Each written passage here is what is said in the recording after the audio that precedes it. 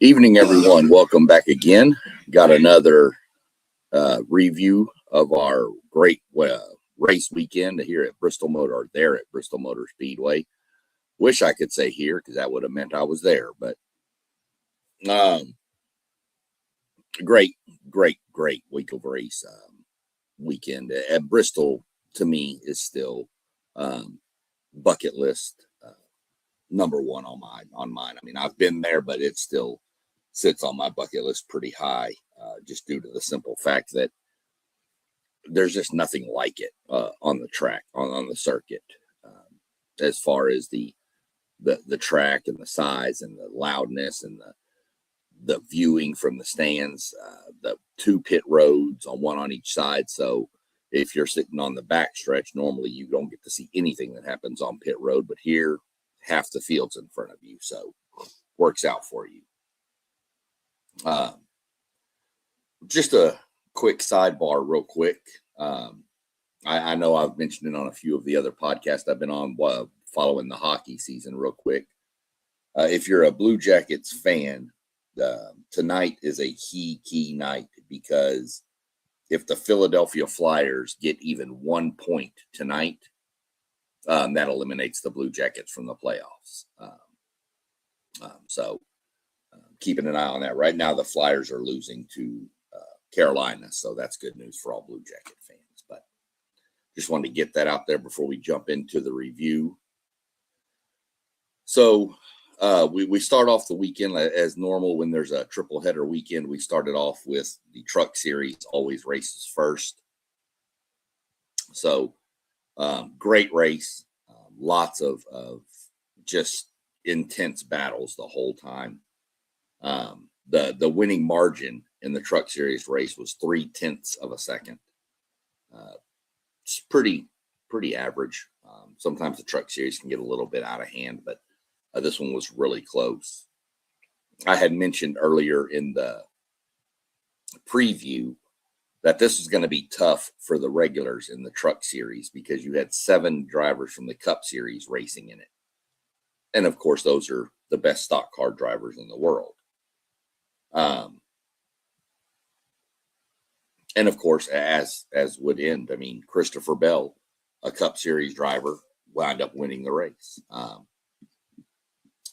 Didn't lead all the laps, wasn't the most dominant truck. Again, it was probably Corey Heim. He was just he's so good in that truck. We took a restart. Bell took the lead late, lap 180-ish, somewhere around there, and held off the rest for the end. So, it pretty much laid out as I thought. I figured one of the truck drivers would win it. The Cup drivers dropping down, and I was right. 4 of the top 10 finishers, I'll go through those here in a minute, were all Cup Series drop down. So 40% of the top 10 came from the Cup Series. That's just kind of normal. So your top 10, before we get into the top 10, we'll go ahead and talk about the sad news for Corey Heim, who was racing for the Triple Truck Challenge, which on my preview I had said could be up to 600,000. I was wrong. It was a total of 500,000. Any driver that won one race, 150. If you won 2 races, you won 150. And if you won all 3, you won 500. Corey Heim was actually involved in an incident with Christian Eckes near the end there of the race, and he was wound up wrecked and out of the race, so he didn't get that. And nobody else got the other 50,000 because a Cup Series driver won it, and I'm pretty sure they're not eligible for these little challenges and stuff. Wouldn't be real fair for the guys that race the series all the time. So Corey Heim, as I mentioned, he was wrecked. He wound up finishing 30th. He completed 179 of the 250 laps there were run. My driver, who I always keep up with, Ty Majeski, was 2 laps down, had some issues, just didn't have it. Looked good at the beginning, and then the truck just kind of faded. So your lap leader was Wow, I didn't even realize that. Okay. Christian Eckes was the lap leader, led 132 of the 100 or 250 laps. So good chunk of them there. I said Corey Heim was the most dominant truck, but it's just he was just coming to the front all the time. So I guess he never really got the lead. I think he led 1 or 2 laps maybe, but he was just dominant. He was passing people left and right. So kudos to Christian Eckes, leading the most laps. Also had the best lap at 15.43 seconds. So that gets you an extra bonus point when you have the best lap. Run through the top 10 finishers. As I mentioned, Christopher Bell wins the race. First win in a truck since 2017. Chandler Smith comes in second. Gio Ruggiero third. Good run for Gio Ruggiero, finishing third. Ross Chastain, another Cup driver, fourth. Christian Eckes, Jake Garcia, Dawson Sutton. It's a really good run for Dawson Sutton. Kyle Busch, Cup Series driver, and Carson Hocevar, Cup Series driver. And then Brendan Butterbean. I don't want to say Butterball. That's turkey. Brendan Butterbean, Queen, finished 10th. So good run for the Dodge Ram. That's that new Dodge for Colleague Racing, bringing the Ram back into the Truck Series. So good run there by Brendan Queen and Dawson Sutton especially. That was really impressive. In the Truck Series, go look at our top 10 as we do every week. That's your cutoff for the playoffs or the chase, not the playoffs anymore. So Chandler Smith is sitting in first with 208 points, followed by Caden Honeycutt, Corey Heim, who, if you missed the preview, here's the little nugget on Corey Heim. He's third in the points. Everybody has raced 6 races in the Truck Series. Corey Heim's raced 4. Let that sink in. Yeah. 2 races less than everybody, and he is literally 4 points behind first place. Lane Riggs is 4th. Christian Eckes 5th. Gio Ruggiero, followed by Ty Majeski. Ben Rhodes, Jake Garcia, and Justin Haley is in the last position for the chase.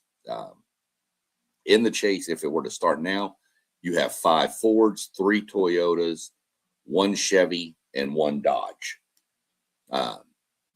Sitting right outside the cutoff to get in is Stuart Friesen, who is 4 points out of the chase, and Tyler Ankrum, who is 7 points out of the chase. So, again, lots of shuffling.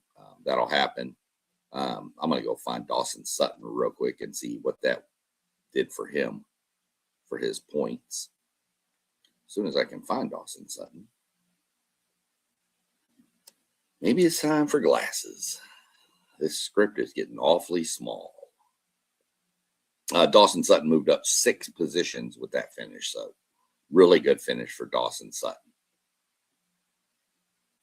Looking, going over there was your Truck Series standings. Jumping, or I guess shifting gears would be a better option. We'll look at the O'Reilly Auto Parts Series, if the computer will operate, which I'm not sure it's going to. Interesting. Well, I really want to look at this, but for some reason I can't. Let's try it this way. Got it. So, technology, gotta love it. The O'Reilly series was good. They had their own little challenge going on, and they still do for the next 3 races. So we'll get into that here in a few minutes. But the O'Reilly Auto Parts came down to a strategy call. And I've always said my favorite crew chief in all of the NASCAR events is Rodney Childers. He used to be the crew chief for Kevin Harvick in the Cup Series. Won a championship with him. Is respected all around the garage. Got out of it. went over to, he's now in the O'Reilly series, just kind of tinkering. He took a year off, and now he's just kind of, somebody offered him, and he said yes, so here he is. And he's the crew chief on the number 1 car. No matter, they changed drivers in that car. So this week it was Connor Zilich who had dropped down. He's a Cup Series regular also. There was a couple of them in this. So this was a call. I mean, with 28 laps to go, there was a wreck, and all the leaders pitted. Kyle Larson, who was dominant. When I say dominant in this, he was. He led 230 of the 300 laps. Which is norm for Kyle Larson. We'll get more into that when we get to the Cup Series. But Zilich was sitting there, and Rodney said, let's stay out. So they all came to get tires, and he stayed out. And again, it takes some guts to make a call like that, knowing these guys are on fresh tires. They're going to be flying through the field. But he was good enough, wound up holding them off. And, that's just kind of, the way that one played out was it took a strategy call. Kyle Larson by far should have won this race. There's not even a question about it. 230 laps led. The most laps led after him was William Sawalich, who led 27. So, 203 more laps than the closest competitor in laps led is insane. But again, if you follow it, you'll see NASCAR. You'll know Kyle Larson does that quite often. Fastest lap here was turned by Brent Cruz, the kid who just turned 18 years old a couple of weeks ago. Ran a 16.01. I still find it odd that the trucks go faster around there than the second level of NASCAR. I just find it weird, but it is what it is with that, I guess. So, Connor Zilich pulled off his first win on a short track. He's really, really, really good on the road courses. So somebody to watch when those start creeping up for sure. Looking at your top 10, Connor Zilich, Kyle Larson, both Cup Series drop downs. Brent Cruz third, Justin Allgaier fourth. Get more on Justin Allgaier here in a minute. Carson Kvapil fifth. Sheldon Creed, William Sawalich, Corey Day, Parker Retzloff, and Taylor Gray rounded out your top 10.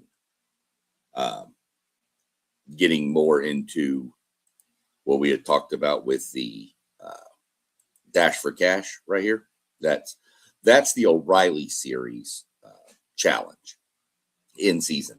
The Triple Truck Challenge is now over for the Truck Series. Now we're getting into, we've got the Dash for Cash for a couple more weeks. And then a few weeks after that, the Cup Series will break out theirs, which is the in-season bracket challenge. We'll have more of that coming up as we get closer to it.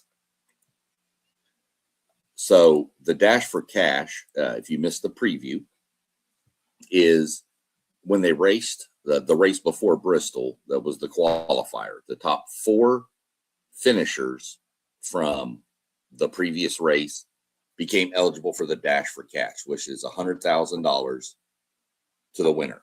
Now, you don't have to win the race. You just have to beat the other competitors, the other 3 that are in the Dash. And then it resets every week. So this week we had the set of drivers, and next week we'll have a different set of drivers at Kansas, which will be for another 100,000. And as I mentioned, Justin Allgaier, more on him. He was one of the qualifiers. He finished 4th ahead of the rest of them. So he is automatically eligible for next week's. That is the 8th one of those he's won. He's won an extra $800,000 since the inception of this challenge. And to be honest with you, with him in it next week and probably the week after and the week after, I wouldn't be surprised if he gets that smooth 1 million number. He's just that good. So when you look at the results, Obviously, Connor Zilic and Kyle Larson are not eligible for this Dash for Cash because they're Cup Series guys. So it goes to your top 4 finishers, which is Brent Cruz, Justin Allgaier, Carson Kvapil, and Sheldon Creed would be the 4 that are eligible next week in Kansas. So out of those in Kansas, I mean, Allgaier would be who I'd go with, but we'll get to that in the preview. But Kansas is a fun racetrack, so we'll see what happens there. That track can be great, and that track can jump up and bite you pretty quick. I've seen some things go on there, but again, that'll come out on our preview of Kansas. So, that's where we sit with that. So Justin Allgaier won the Dash for Cash. Brent Cruz, Justin Allgaier, Carson Kvapil, and Sheldon Creed will be racing next week at Kansas. When you go take a look at your standings in the O'Reilly's Auto Parts Series, we're going to look at the top 12 here again, because that's how many make the chase. No doubt, if you followed along, Justin Allgaier, he's first, and he's first by a long way. 130-point lead over second place Sheldon Creed. So that's massive. Now, I mean, that's really, if you want to total it up, that's probably 3 to 4 races. But that's Sheldon Creed coming in at the top 5 and Justin Allgaier finishing almost last. And for 3 to 4 races probably. So still a pretty wide gap. Won't say he's a lock for the chase yet, but he's close. So Sheldon Creed sits in second, followed by Jesse Love, Corey Day, Carson Kvapil. Love that kid too. He's young and he's good. Austin Hill is 6th. Sammy Smith is 7th.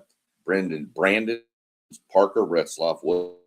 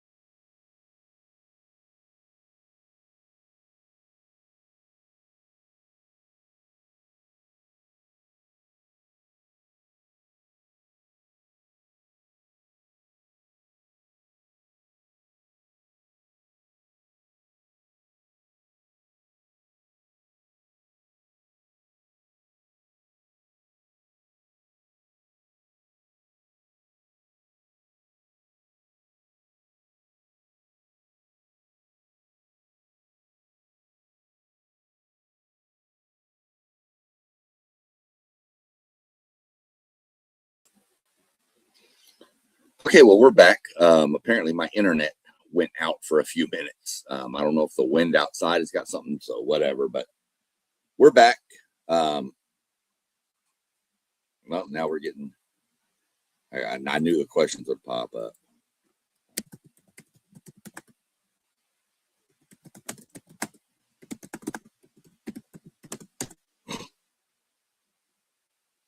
So I appreciate you tuning in, Sean, and checking in and making sure I'm okay. Yeah, no, we're alive. I didn't get mugged or taken out from behind or something. So I would hope y'all would yell if y'all saw somebody sneaking up behind me. But yeah, internet went down. Gotta love it. Like I said, technology. Let's go back up here where we were. So let me think where I was. The Dash for Cash. Oh, we're talking about Corey, Brent Cruz. and why he only has 5 starts versus 9 with the others. So you have to be 18 to race on certain tracks in NASCAR. And he was only 17 at the start of the season. So he couldn't race some of the races.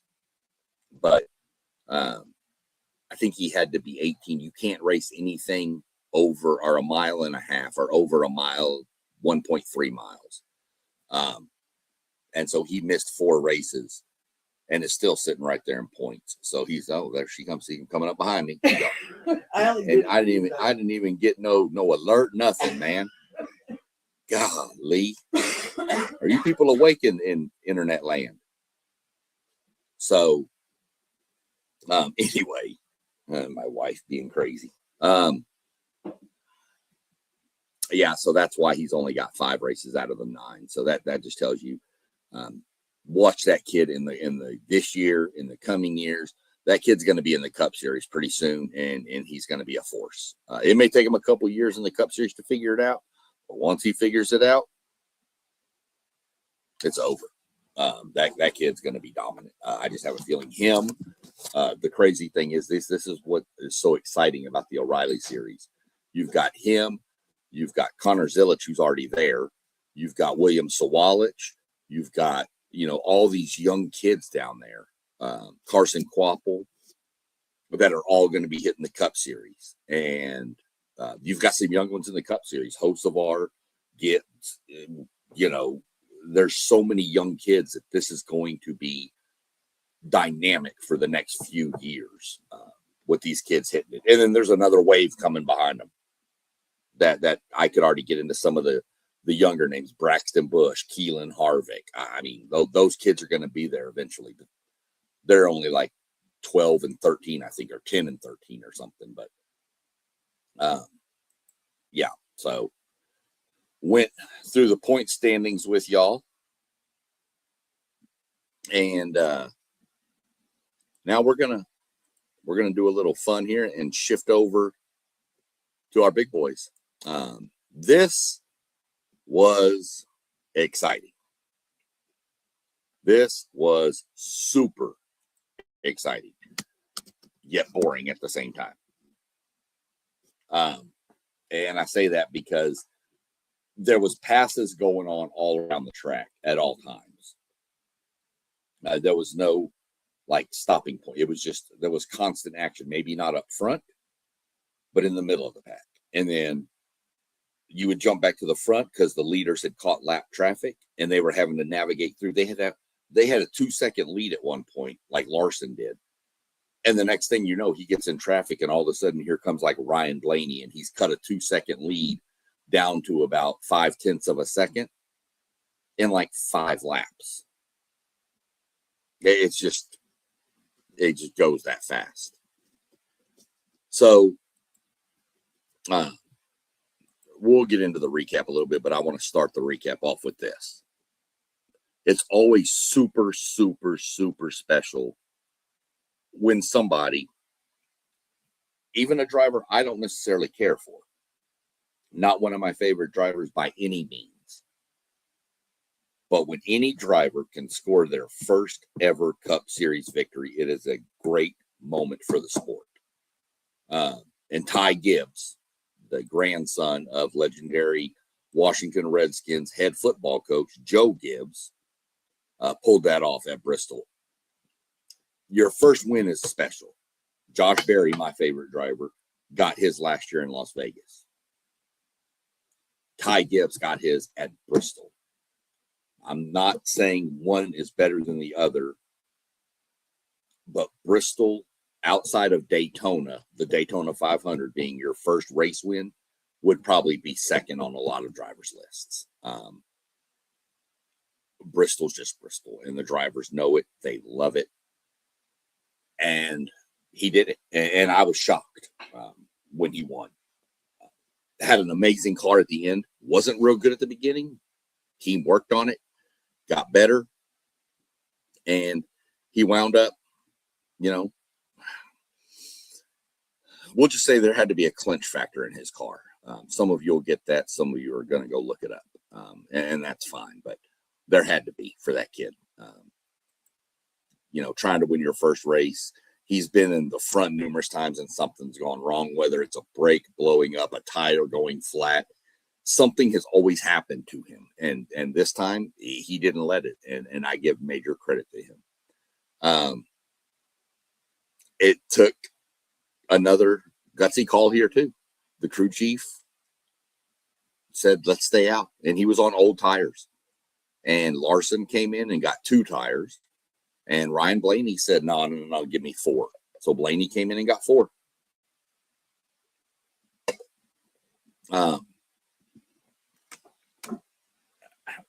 How we held him off, I don't know. I really don't.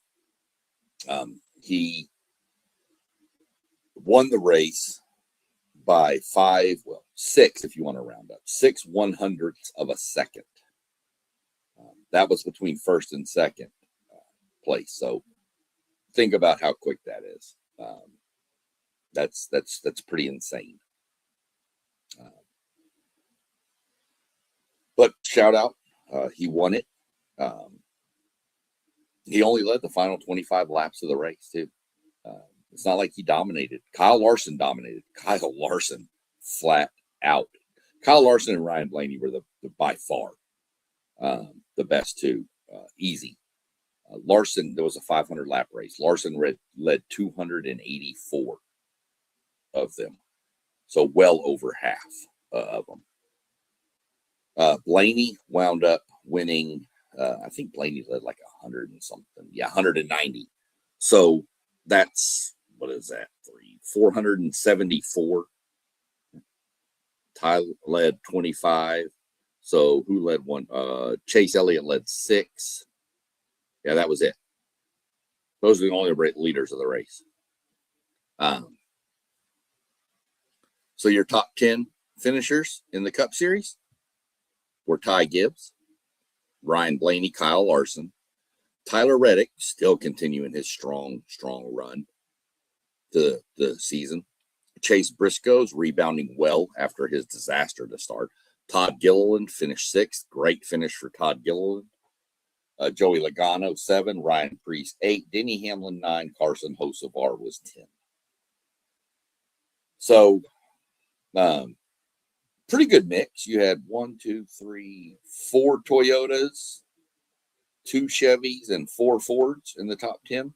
So, decent mix. I like to see it when it's spread about all the manufacturers. Your fastest lap was Ryan Blaney at 15.55. The next, just to put it in perspective how fast that is, the next closest fastest lap was, Kyle Larson ran a 15.72. Let's see, anybody else get close to that? Oh, Ross Chastain ran a 15.70. Let's see, anybody beat that? Nope.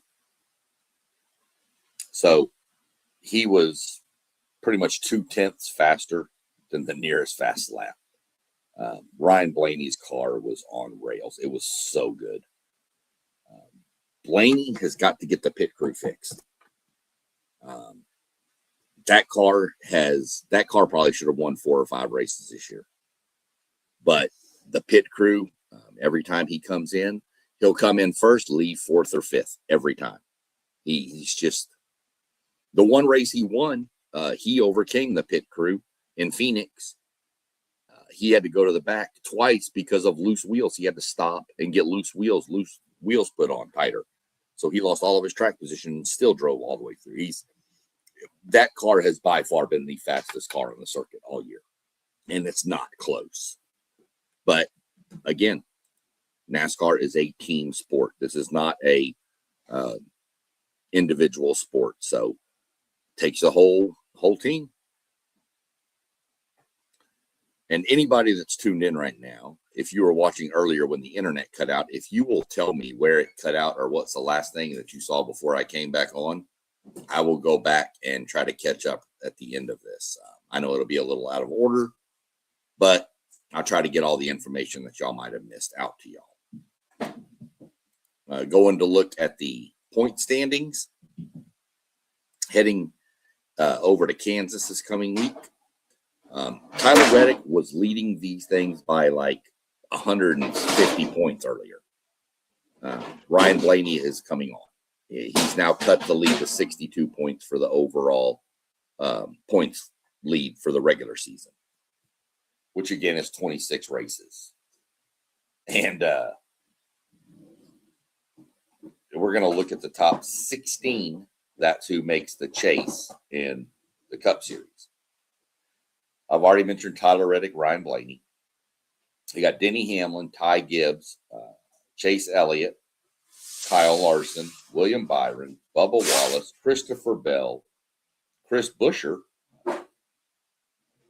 Brad Keselowski, Joey Logano, Carson Hocevar, Ryan Preece, Daniel Suarez, and the last person in right now is Shane Van Gisbergen.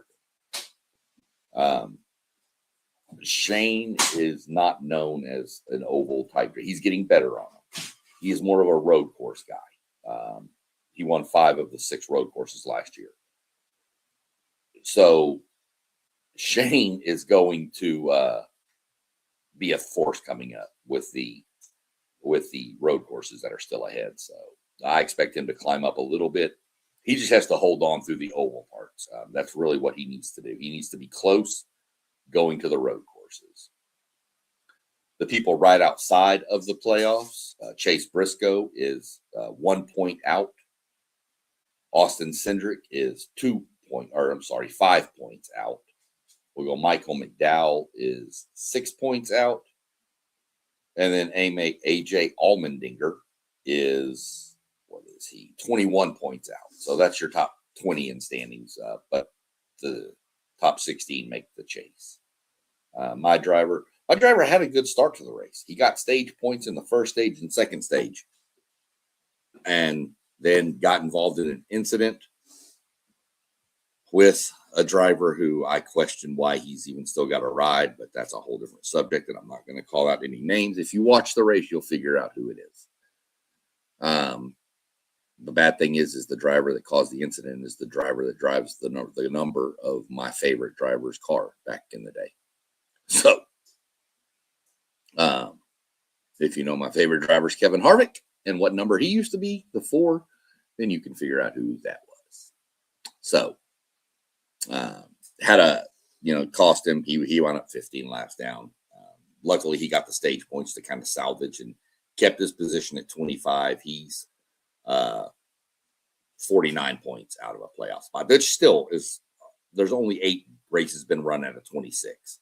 So there's still time. He can still make a run. And you've got some more short tracks coming up and some drafting tracks that Team Penske / the Wood Brothers seem to do really well in. So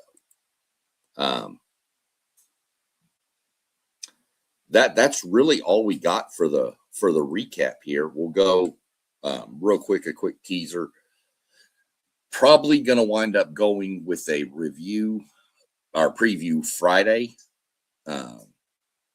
It'll probably, I don't know what time yet. Let me see if they've got the weekend schedule up so I can see. Because I don't like to go real late, but I'll probably try to jump on because you've got Friday, you've got the Menards series, race practice and qualifying. And then the O'Reilly series practices at 7 and 8. So I'll probably try to jump on around 6-ish to give you a preview. Excuse me. And then I'll try to jump back on Saturday. It'll probably be around 6:30, maybe 7-ish on Saturday, based on what's going on, with a follow-up for the fantasy lineups and all that stuff. Since qualifying for the Cup Series is Saturday at 5:10. So that should be over at about 6:15. As I mentioned, Kansas is a 1.5 mile track, which I'll give you more stats and numbers on Kansas in the preview too. But Kansas is a fun track. It is provided. I'm going to throw it out. I think we'll get into it again, but it has the closest finish in NASCAR history. I think 1/1000th of a second. And poor Chris Buescher hates going to Kansas because they replay that finish like every other commercial, and he has to see it all the time. And he was on the losing end of Kyle Larson. But Kansas is fun, wide open, top to bottom racing. There's multiple grooves, so seen a lot of things. Seen dominant runs at Kansas, and I've literally seen cars in first place just hit the wall because the tire goes flat and loose, and you'll see that at other tracks too. But I've seen a little bit of everything at the Kansas races. Kansas is on my bucket list. Little teaser. I've got a list put together I'm working on of I'm going to rank my rankings of all the tracks in order of how I see them. And then I'm also going to do another little series on ranking the race shops I visited. I have not been to all of them, so it's not a complete list yet, but it's going to be where I've got them as of, right when I do the list. So I've been to a majority of the race shops, and I can give you my rankings on them. That's probably going to be done through my TikTok page. It'll be posted, of course, on Patreon, of course. That list is probably on my Patreon, going to go in the exclusive, so that if you want to know what rankings are, you can go get it through the paid memberships on there, or you can just go get them on TikTok. Either way, not real picky about it either way. I just want to get it out there for people. Like to get some feedback from people. So I don't know. I might do it on YouTube, but it'll be just little quick, short snippets. Go through the list. So we'll see how I play it out. But definitely, if you're interested in what I think are the best tracks and race shops to go visit down towards the Charlotte area, most definitely I'll give them to you. I tell you, if you live in Ohio or even Michigan, potentially even maybe Western Pennsylvania, if you drive over to Sandusky, Ohio, there's a race shop right there. It's a truck series race shop, but they're still pretty cool for Thor Sport. It's right there. If you're in the area and you don't have the means to make it all the way to Charlotte, where the majority of them are, Charlotte, North Carolina, if you're that close, you just shoot up there. You get kind of the feel of what it's about anyway. So keep your eye out for those rankings coming up. I really would like people to get involved with it and comment. And, if you're a fan of the sport, give me your list. We can always go back and forth in comments. Heck, I could even send you a link if you're and you want to join on and debate it back and forth live, we can. So, just some stuff coming up, a little teaser and a little preview. Well, Mr. Rob W., this is the loving founder of our group here, WTP for Life. He put the WTP sports dudes and keeps us all in line. Well, he tries. We kind of go off the rails a few times, but can't give my prediction for the win at Kansas yet. I really need to see what the cars look like. I need to check in and see if they're going to do any different tires. If they're going to, I got to make sure what aero package they're going to run, because that'll say a lot. I believe we're going back. We've been running for the past few races at the short tracks, the 750 horsepower, and I think we're dropping back to the 670 now. So I need to check on all that. But if you want, just off the top of my head, without seeing any practice or qualifying, who am I predicting to win? 2311. One of those drivers. Yeah. Bubba Wallace, Tyler Reddick. They are so good at this track. Outside of them, got to look at somebody like Kyle Larson, Blaney. Blaney's going to be in the mix almost every week. The car is that fast. Ty Gibbs now, if he's got some momentum is huge. You've seen it in other sports. It's the same in NASCAR. Momentum is huge in this sport. So those are just a couple. I would lean if proverbial sports gun to my head, I would lead towards a Toyota driver to win in Kansas, whether it's a 2311 with, like I said, Wallace or Reddick. I would never Denny Hamlin, Christopher Bell, Chase Briscoe, the Joe Gibbs, Toyota's Ty Gibbs. I would Toyotas have something figured out, much like Penske, Team Penske, and there for a while, Ford in general has Phoenix figured out. The Toyotas seem to have some sort of death grip on Kansas. They're really good. Now, that doesn't mean they win every race. They're just always in the mix. So that's kind of who I'm looking at right now with those teams if I had to pick today. But I won't set my fantasy lineup till Saturday night after qualifying. Track position is so key in this sport with this Gen 7 car. Yeah, Gen 7 now. Well, it used to be called the next gen, but now we're calling it the Gen 7. So track position is so key, just in general of keeping clean air on your nose of your car to keep all the downforce on it to build downforce's speed. So, but again, Kansas is wide. It's not just one lane, two lanes. There's 3-4 lanes on this track. So you'll see the car 3-4 wide when they're trying to pass. Pretty fun race to watch. Hopefully people will tune in. It's on regular Fox instead of here lately. They've been on FS1. Actually a nice little doubleheader race weekend for Fox. They're going to have the Cup Series at 2:00 Sunday, and then at 5:30 Sunday, they're going to crank up the Indy cars. So kind of what we're looking at there. But that's a good question. I mean, it's so early. Previewing this far ahead, there could be some penalties that come out from the Research and Development Center where cars go to after the race. Not all of them, just they handpick. But there could be something that they found that could cost the driver a couple of pit crew members, could cost them money, could cost them points. Cars may not be able to get through inspection.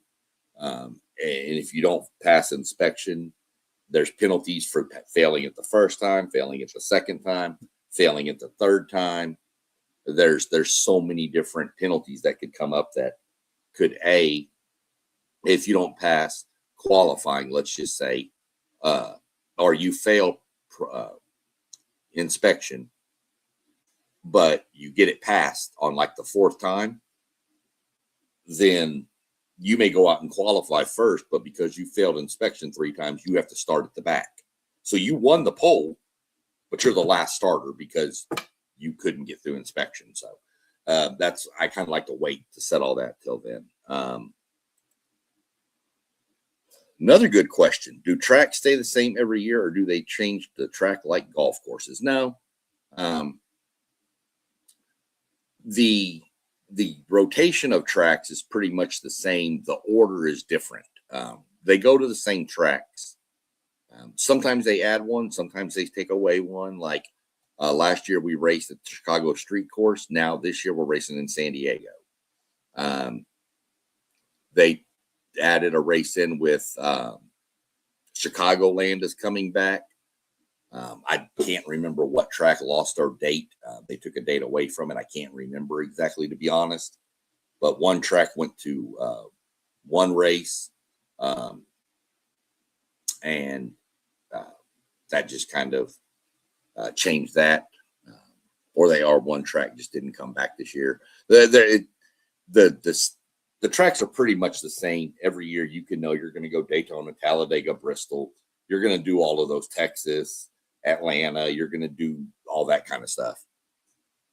But the order of them will change up. And as far as the tracks changing, like if you mentioned like golf courses, like they move the hole around every round where they put the hole on the green. No, but yes. They don't change them, but the tracks change themselves.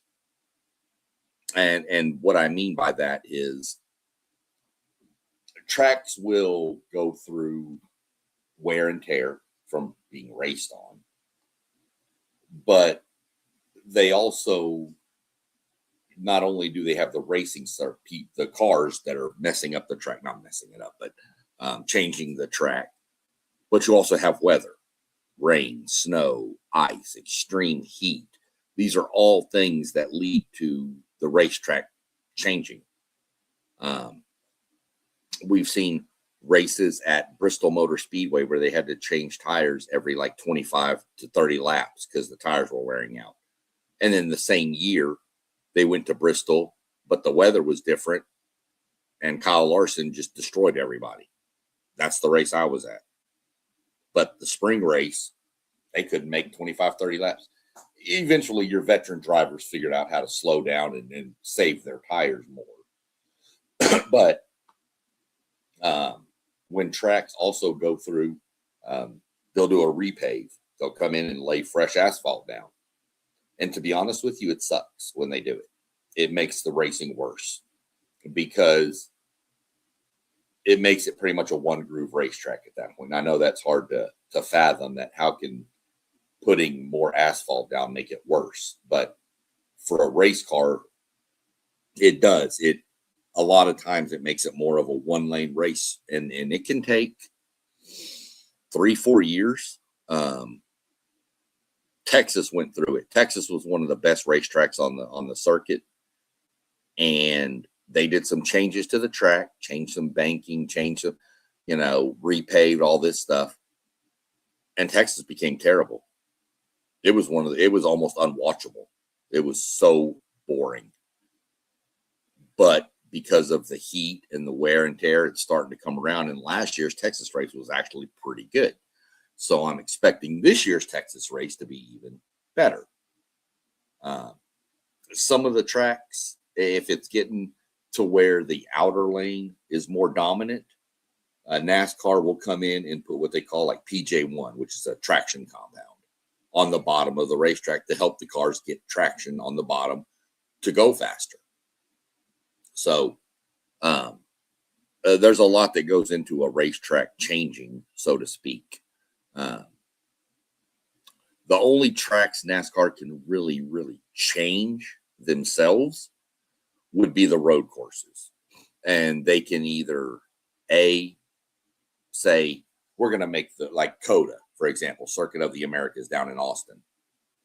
The first couple of years, they ran what they call the long course. Well, they realized that this was getting really bad for fans because when there was a caution, it was taking like 7 minutes to do a caution lap because it was such a long course. So what they did was they just put barricades up and cut off part of the course. And they went from like a 3.5 mile track to like a 2.3.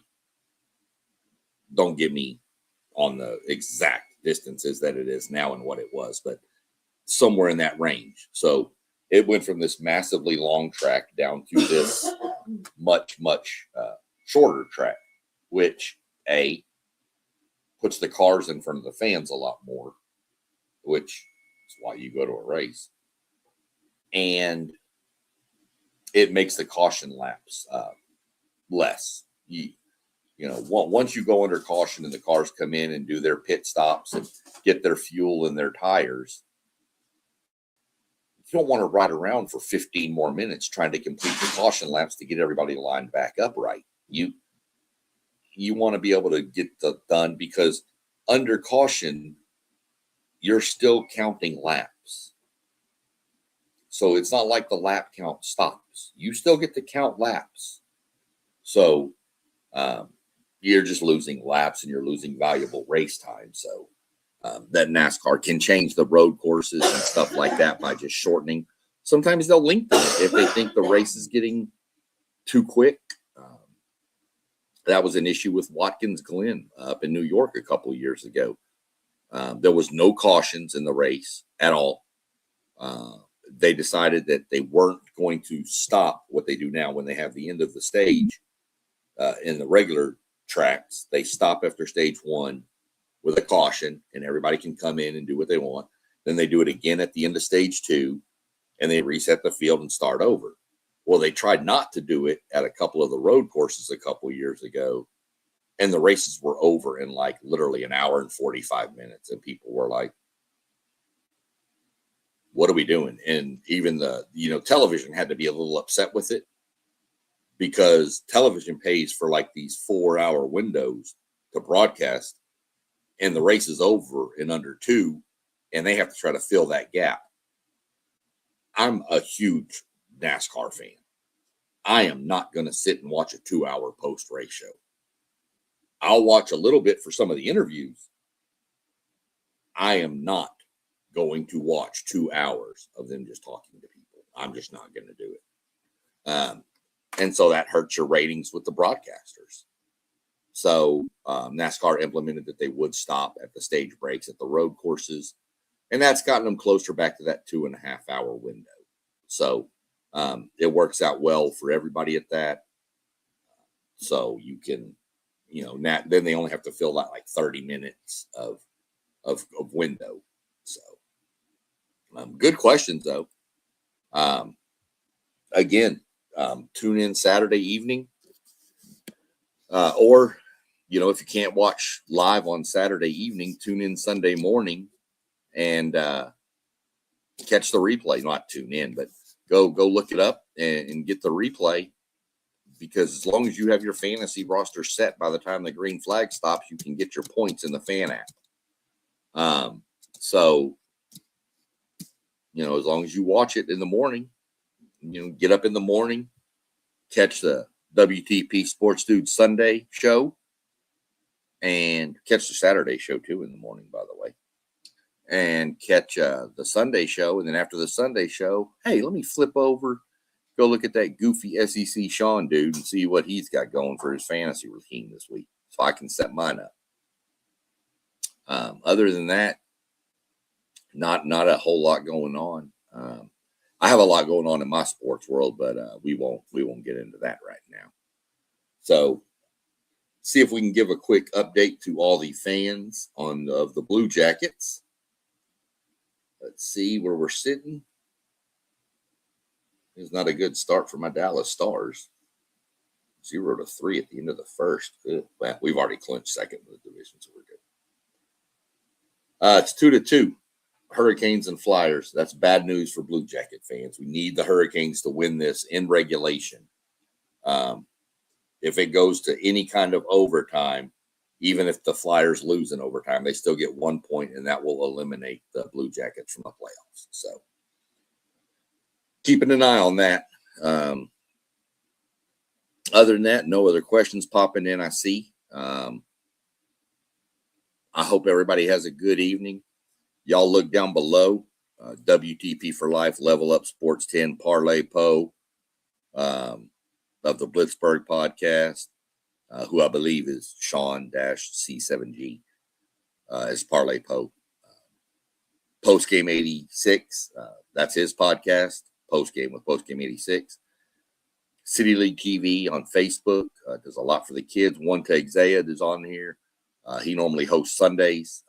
Sometimes he's on, he does Saturday shows too, which are really good. He's really good. He's big. I made the comment the other day, what are we going to watch till football season starts? And he said, football season's already started. So that tells you where he lies. We got a show coming up tomorrow night. I'm pretty sure. Don't know if I'm going to host it yet or not. I'll look and see what kind of topics I can come up with if I need to. Probably going to be a lot of baseball, hockey talk, stuff like that. Just some random sports, pretty much.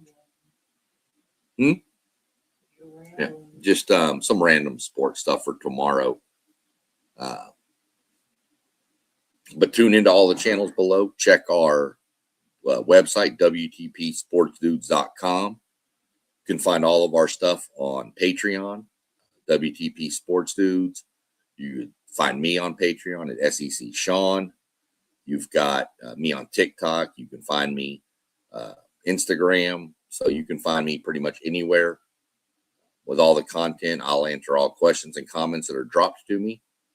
Other than that, I've been going about 55 minutes. Well, probably 45 minutes with the internet issue. Robert, please host tomorrow. All right, I'll see what I can come up with for some topics for tomorrow. We're going to do a talk about it Tuesday with SEC Sean, I guess. So definitely tune in, and y'all have a good evening. I'm going to go hope my Blue Jackets can keep their playoff hopes alive for one more night. We will catch up with y'all tomorrow evening.